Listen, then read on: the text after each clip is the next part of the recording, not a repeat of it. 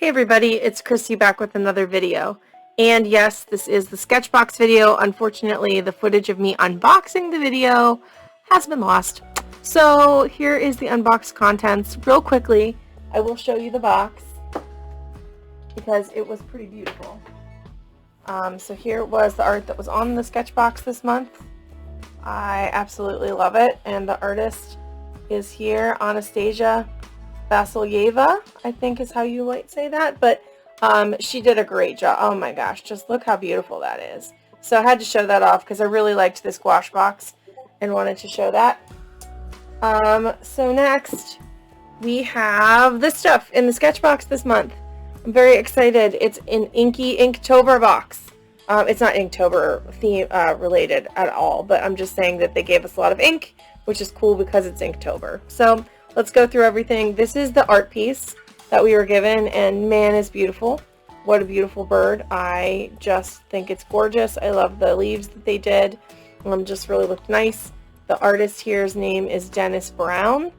And there are their socials. Thought that I would throw that out there because this is really, really beautiful. Okay, that's me messing around. So like I said, I already did my art piece with this, so if things look dirty, it's because I went back to put my video together and realized that I was missing this footage. So really quickly, we had two really cool Japanese brush pens. We had a Kuretake Bimoji Fude pen in navy. We had a, Kuretake Futaho Kabora number 30 pen. This had two nibs on it. One is a brush nib, and the other one is like a plasticky nib, but it's like a more solid here. I'll show you guys what I mean by that. It's kind of like the the Tombow hard tip pens. It's like that where you can write really fine with it, but then it moves. It reminds me of the Tombow Fude no Suke pens. So that's this guy. This guy came with the brush tip. There's the brush tip. Very nice. I swatched everything, so you'll see that soon. We had a Faber Castell 9000, 2H pencil, solid pencil. We had a Gellyroll 0.8 medium white gel pen, a Princeton Select angular shader in 3/8 inch size, Arnheim 1618 premium cotton paper by Speedball. This is hot press paper. It was 4 by 6 inches, 12 sheets, 245 GSM, and this was exclusively made for Sketchbox, like the size of it. I have seen this in like 5 by 7, but not in 4 by 6. We have Speedball custom calligraphy ink that's copper, and this was also an exclusive for Sketchbox. A sticker that looks a whole lot like our little Speedball buddy, and the Sennelier India Ink. So this was a very inky box. And let me go ahead and show you the swatches and then the art piece that I did with it. And we'll see you on the flip side to talk about prices. Bye.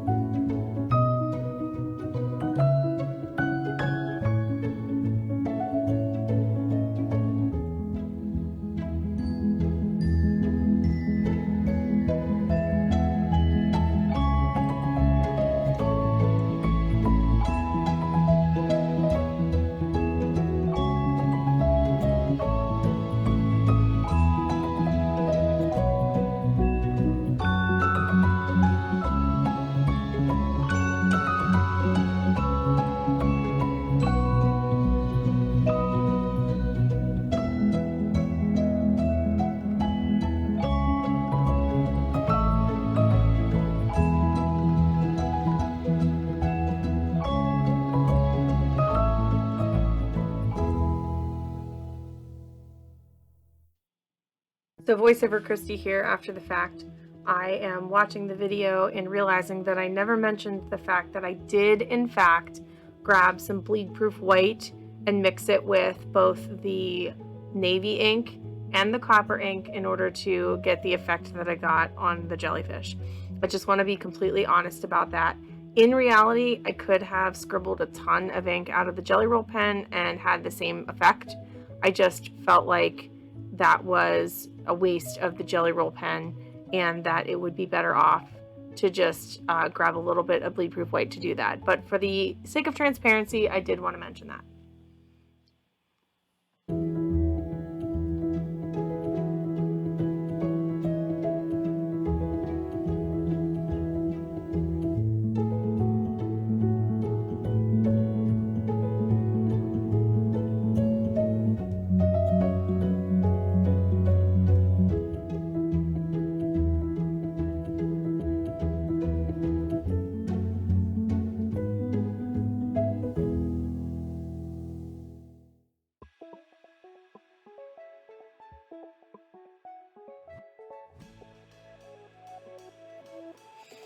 Okay, as always, I have a whole lot to say about the Sketchbox. So first of all, I had so much fun. I love drawing jellyfish, but can you guys see, like, it is picking up the color of the ink too, but like, I just want to show you how shiny this guy is. It was really fun. This was a fun piece to make. I had a good time. I've done this kind of piece before. I wanted to see if the copper ink would really hold up against the black, and it did. So initial thoughts just of the box. I had fun. I had a lot of fun with it, and the inks were really good. So I will say the India ink is amazing. Amazing. Like, look at what it did, because I really didn't use that. I'll be honest, I didn't use this guy too much, and I'll tell you why in a second. It was amazing. Loved it. Loved everything about it. This guy, amazing. Loved it. Loved being able to scribble it out on my palette. Also, it was really good to get in there for fine details to use for the navy base, and navy and bronze go so nicely together. Well, copper, but navy and copper are like such beautiful colors in a picture together, so I was excited for this. Speedball inks are awesome, and this one was no different. The copper held up really well. When I did my tests here, I could see that it would lay opaque over everything in here. So I knew that I was going to get some nice opacity, and if I added water to it, I was going to be able to get some nice different values, which I was. And the Gellyroll pen was great. I mean, it's a Gellyroll pen. It does what it says it's going to do, and I always appreciate a white highlight in a box. So here's the pile of things I really liked. This guy, it's water. Oh, and the paper. I'm going to put the paper over here because this is really good paper. It held up really well to all of the abuse that it took from me. This guy, I didn't dislike this pen, but the problem was because it wasn't going to be, it was water soluble.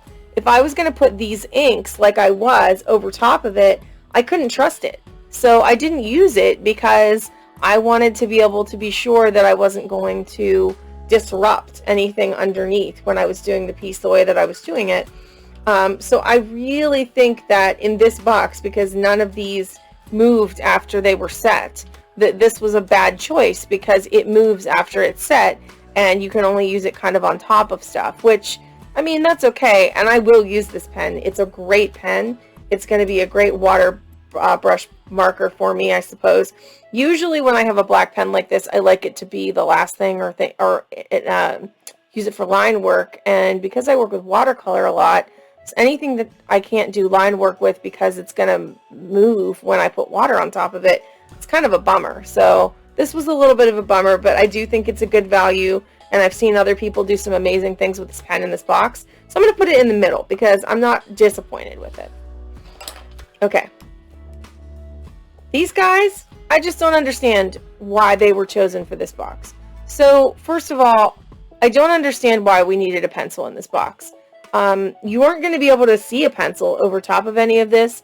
You didn't give us like a pencil that was going to, I don't know, if it's just for the purpose of sketching. I feel like we all have a pencil, like, or we wouldn't be doing art subscription boxes. The pencil seemed like a waste of money to me. It seems like it would have been much better to include a second brush. So this angular shader, like, I did not use the angular shader for this entirely. I will be honest, I used it to do the outside, and I did use it for some things, but you cannot get the detail I wanted to get with this brush. So I ended up using one of my round number 4 brushes that I have.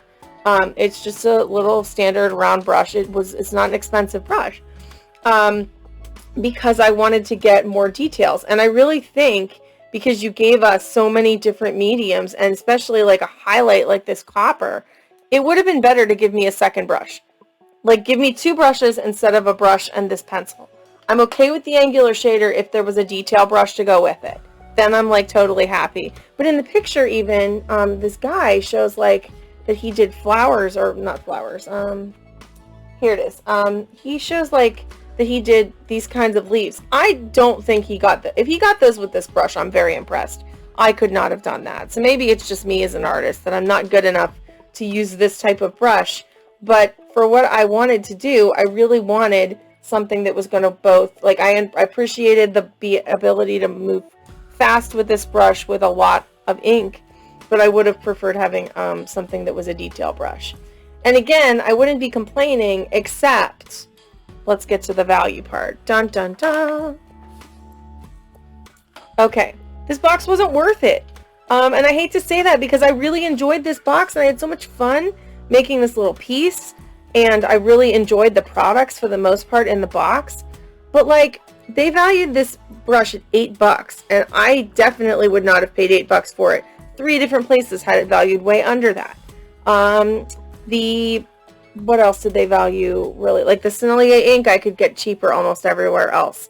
This pencil was $1.80, and I feel like you could have taken that $1.80 and given me this brush, which I got in a Scrawler box and was definitely not worth more than $1.80 in the Scrawler box. So if you had given me that, I would have felt better. But still, their value was $46.12. That still doesn't even feel like, normally Sketchbox value should be much, like, I feel like it's always above $50. This seemed really crazy. And when I did it myself, I got $37.19.